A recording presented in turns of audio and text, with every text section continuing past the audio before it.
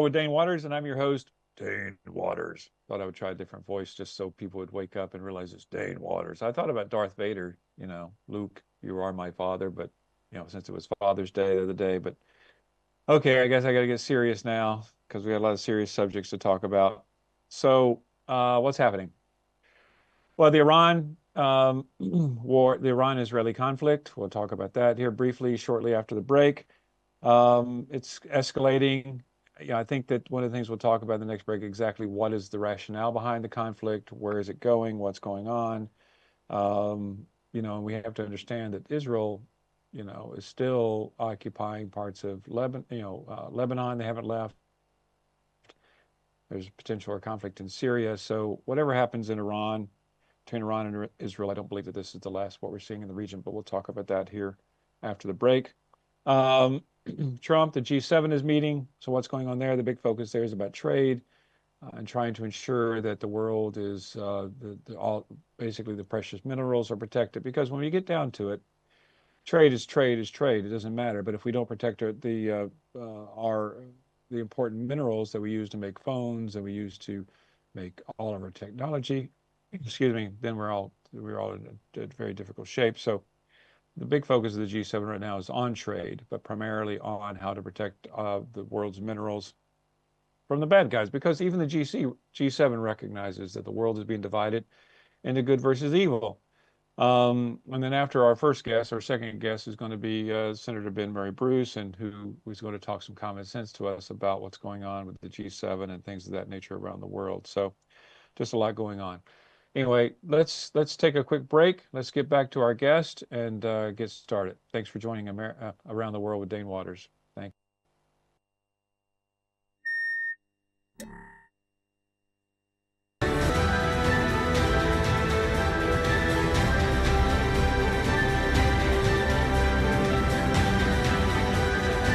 What we've always maintained is that the Nevertron movement.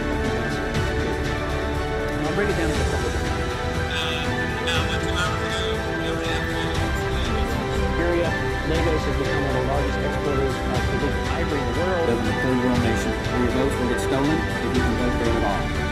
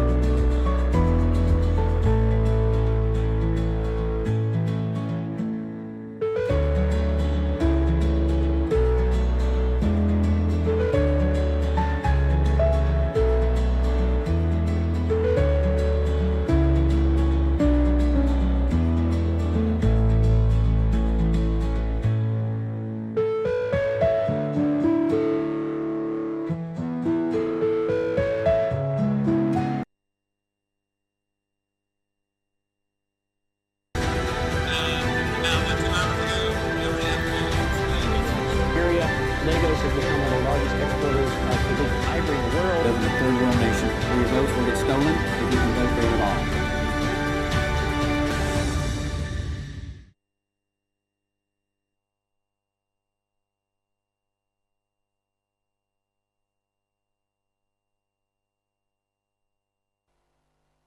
Welcome back to Around the World with Dane Waters. No silly voices now because we have very serious stuff to talk about. During the break, I was talking to my guest Theo Zenou. Oh, I should know Theo Zenou. Is that right? Zenou? I think Zenou it works. Zenou gives it a bit more of a flair, so I'll leave it up to you. It's your show. Oh, Theo Zenou. Okay, give us some more flair because this show needs more flair, so we'll do that. But we were talking about, the world, and before we get into our topic, we were talking about how the world could be a better place. And one thing, I really do believe that if Americans actually traveled more and got out and explored real countries, whether it's Nigeria or whether it's Russia or Ukraine or countries in the Middle East, I think the world would be a better place because Americans would understand the reality and not just going to Paris or London and things of that nature. But we'll come back to that. Anyway, Theo, thanks for being with us today. Anytime. So we're talking about political violence, but before and the growth of political violence around the world. But before we get to that, I want to just have a quick conversation about what's going on between Iran and Israel. What's your take on that? Well, you mentioned Star Wars earlier. It seems like it's real life Star Wars, basically. So, for years and years, the Iranian government has threatened that they would acquire nuclear weapons. They've started a nuclear program of enriched uranium. According to intelligence estimate, before this Israeli attack, they were a few months, maybe a few weeks from being able to acquire a nuclear weapon. Now, that's always been a red line for Israel. The Iranian regime has threatened to attack Israel should they get a nuclear weapon. So the Israeli government ordered preemptive strikes across Iran on Iranian nuclear facilities, as well as on Iranian infrastructure, oil fields, government buildings, military sites, and so on. I think it appears obvious now that Israel is not just in it to weaken Iran through surgical strike and then leave. They're all trying to potentially overthrow the government of Iran. Well, I think that yeah, I think that the whole regime change. I think you're right. I mean, listen, the world, even the G20 or 20 major countries in the Middle East came out with a statement talking about the need to have a nuclear-free Middle East. So I think there's a global consensus that Iran doesn't need nuclear weapons. Um, but then the question becomes, okay, you go in there and take out your nuclear facilities, but the assassinations they're making, they're basically killing all of their top generals, basically following the Hezbollah model where they kill everybody. And there's been rumors and talk that they wanted to assassinate the Ayatollah, which America said no to, which I still think is probably a possibility that they're going to do. But that's the thing. I mean, it's one thing to destroy, and by the way, I'm not taking sides, I mean, to be very clear about that, but it's one thing to go in there and destroy the nuclear capabilities. But what do you think about regime change? Do you think that it's necessary that there be regime change in Iran to cease their nuclear program and their nuclear desires? That certainly is a position of the Israeli government. The belief is, in fact, if they were to stop now and the Iranian government survives, then any sensible Iranian government would rush to acquire a nuclear weapon to establish deterrence so these attacks cannot happen again. So it's now in a catch-22. If you don't go all the way, then potentially you leave Iran weaker in the present, but stronger in the future when it does eventually acquire nuclear weapons. But there is a complication here, which is that it's actually not a given that Israel is able to fully wipe out Iranian nuclear program, since much of it is deep, deep, deep, deep underground, under mountains. And the bombs that Israel has are simply not able to penetrate the soil so deep.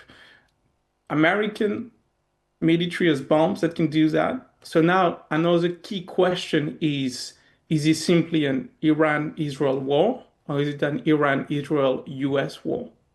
And Israel would certainly hope that the US would join in through targeted strikes of these Iranian nuclear facilities. Well, I do believe that there's a very strong chance, especially since President Trump left the G7 early, that they're giving serious consideration to engaging in the conflict. You're right. America has what they call the bunker busters, which are the weapons that can actually go deep. And it's going to be critical to actually destroy the Iran's nuclear capabilities to do that. And I agree with you. I mean, I think that you can't just stop for now. You have to continue and see it all the way through. So I think this war is going to escalate. Just like I think you're going to see the war between Ukraine and Russia escalate. I think you're going to see other conflicts escalating. I'm heading back to Asia to talk about the issues there, where there's a possibility of escalation war there. But let's take all of that escalation, government to government escalation, and let's go to political violence. Because, listen, we live in a world of violence these days at all levels. It's not just governments to governments bombing each other. We wanted to talk specifically about political violence. So help us understand your view on political violence and what's happening, and what's your definition of political violence? Political violence is a very straightforward phenomenon. It's when people or groups kill for political purposes or threaten to kill for political purposes. You could target an elected representative from the opposing party because they don't share your views. You could target a representative from your side to pressure them to vote in the way that you want them to vote. You could also abduct politicians. You, in certain cases, can kill them. This is, as you said, a very old phenomenon in a sense, right? It's tribalism at the level of political factions, and it's a zero-sum game. And usually in democracies, you don't have political violence because people are able to express themselves at the ballot box, and the disagreements take place in parliament, in the media, in public debates, but don't turn to, all right, let me take a baseball bat and threaten you then because I don't like what you're saying about cutting taxes. However, Well, across Western democracies in recent years, we've seen a huge rise of political violence, and that's not just in the US, but also all across Europe. but the political violence isn't just politician to politician. It's not just like, like we've seen in Colombia, which we'll talk about, where the assassination of political candidates, or where we see in Mexico the killing of mayors, where we see, we can talk about, what's happening in Iran and Israel with the assassination of, leaders. But it's also political violence. It's violence motivated by political beliefs, Yes. right? So in the United States, we've had two very recent examples. One just the other day, 2 or 3 days ago, where one of the leaders of the Wisconsin. Well, walk us through what happened. I should know that I'm American, but it was in Wisconsin. Wasn't it Wisconsin where they I think it was Minnesota. Wisconsin. Minnesota. All those countries, Midwest. Wisconsin, Minnesota. It's part of the world I don't really go to. So in Minnesota, you've had two state senators who are Democrats who've been targeted by a Trump supporter, right? He's not in any way affiliated with the Republican Party. He's not taking orders from anyone. It looks like he's a lone wolf, but he's deep, deep, deep in supporting MAGA. He posed as a cop and went to the house of these politicians. So they opened the door and he killed one state senator as well as a partner, and then he injured another one. So this is clear-cut political violence. It's essentially assassination, right? And across American history, we've had big cases of political assassination. Abraham Lincoln, the president, was killed after the Civil War. William McKinley, the president, was killed at the height of the Gilded Age. John F. Kennedy was killed, obviously, in 1963. And well, now, Martin Luther King was also killed during that decade in 1968. That was Kennedy's brother in 1968 too. So we're now entering another era of political violence where attacks against politicians are becoming normalized, but also attacks between people, supporters from different political factions are becoming normalized, as well as threats, intimidation, whether in the real world or online. Well, this is the thing you see in most what I call underdeveloped countries or third world countries. You see this type of violence where you see this polarization. When there's extreme political polarization, they take the violence out and they kill, people of different parties. But it's not just political parties, because in the United States we also have the assassination or murder of the head of the United Healthcare. So talk to us about that, and how you attribute that to political violence. Yes, so that case happened last December. I don't know if people in Nigeria heard about it. It was huge in America and across most of the Western world. In fact, the CEO of America's most profitable health insurance company was gunned down one morning in Manhattan. The alleged killer was arrested 5 days later. His name is Luigi Mangione, 26-year-old college graduate, doesn't have a history of violence. With him, he had a manifesto in which he essentially says, the healthcare system in America is broken. Many people die because of the healthcare system in America, and I'm taking revenge on behalf of the people, is essentially his argument. But what's very interesting is that he's been exalted on social media. People have shared his mugshots. He's a very handsome guy, so that certainly helped. But it's more than that, is that he what became a lightning rod for popular rage and popular anger towards the healthcare system in America, and more broadly, I would say, towards the corporate domination of the American economy. And although it's been 6 months, he's still being talked about. They've made documentaries about him, they're making a musical about him. His trials are due to be next year or the year after. So this is going to be a long-running story, and it crystallizes another key aspect of political violence, which is that in a democracies where corporations wield huge power, then they also become targets. It's not simply political power, it's also economic power.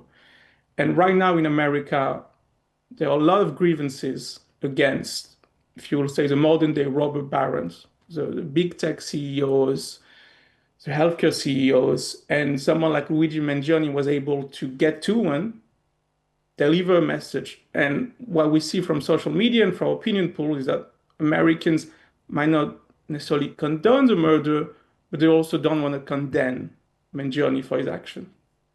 Oh no, it's like my son. I mean, he definitely doesn't condone the murder, but No. but he says he understood in his mind because healthcare systems and healthcare providers in the United States have a very bad reputation, and they do every single day make decisions about who lives and who dies based upon whether they allow treatment or not. So there is that following. Many people equate him, Mangione, to like the modern day Robin Hood, trying to defend the poor and those less privileged against these big corporations. But I would argue that what we're seeing in America, and actually even in like the UK, because there's political violence. There's been political violence in the UK over the last year as well, and so in these democracies where and I think in the UK it's pretty much over immigration issues, right? Where we saw the violence in the streets and things of this nature. But it's all about political polarization. And I think the entire world, even your home country, Oh, yeah. France. I mean, you see it there, between the far right and Macron's party. I mean, the polarization is getting to the point where people believe, in my opinion, that elections are not the cure. Taking the violence into their own hands is a cure. I mean, how do we address this? What do we do to fix it? So that's an extremely important point, which is that the normal ways that democracies fix themselves have not completely lost public trust. So I'll just give you one figure. There are 150 million Americans who think that elections won't fundamentally change America. So even if people vote in elections, they don't necessarily believe it's going to make any kind of meaningful difference. And the issue is that when people don't think elections can make a difference, they don't just stay home and watch Netflix or go on social media. They usually take action of some sort. And the only other result you have, if it's not through peaceful democratic means, is through violence, whether it's organized violence, and you are going to see, I believe, in the coming decade, the rise of armed political factions and more terrorist groups like there was in the 1970s in America, say the Weather Underground or the Red Brigades in Italy, or lone wolves like allegedly Luigi Mangione or allegedly the killer in Minnesota. So how do You democracies know, fix that? First, I think they have to reckon with the fact that public trust is at an all-time low, and they have to try bold reforms to re-engage people democratically. yeah, but what is a bold reform? I mean, what can Well, we do in America? if you look at when political violence spikes across American history, it always spikes in times of great economic strife, great economic inequality. So you had an upsurge of political violence during the Gilded Age and in the very early 20th century. This is when William McKinley was killed. This is where robber barons were targeted by anarchists. This is where when anarchists bombed New York several times. You also have political violence during the Great Depression, the rise of bank robbers like John Dillinger, which were exalted in their day, targeting cops, killing bankers, robbing banks. And you also have a rise of political violence during the civil rights movement, which was a time of great polarization.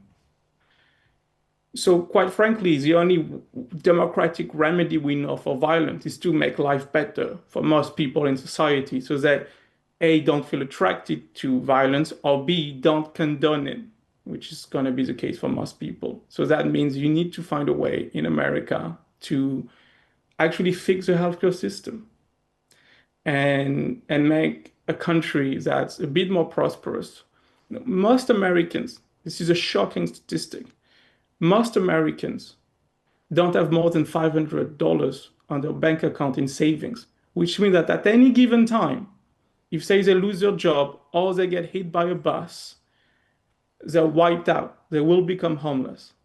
This perpetual stress, this perpetual sort of Damocles sword hanging over most people's head makes life very stressful psychologically for a lot of people and then makes them either more likely to snap or more likely to support acts of political violence. Yeah, well, sadly we're out of time, but I agree with you. I mean, but if you look at America, for example, which we are, even though we don't have savings, as you talk about, I mean, it is one of the most profitable countries in the world. And you couple that polarization with the ability to access and get weapons like guns. I mean, it really makes it a very difficult place to be. But no, I'm really concerned about the growth of political polarization. America, I think, can withstand it for the most part, but other countries that can't withstand it, you're going to see regime changes. You're going to see the bad guys winning out, and I do think that you'll see countries like Russia and China and North Korea promoting some of this political violence in places to destabilize the region. So it's something that we just can't overlook. Anyway, Theo, it's great seeing you again as always. Never long enough, but I will have you back on the show again, and I hope you have a great day. So Thank you so let's take much. a quick break from Around the World with Dane Waters, and we'll be back with our next guest.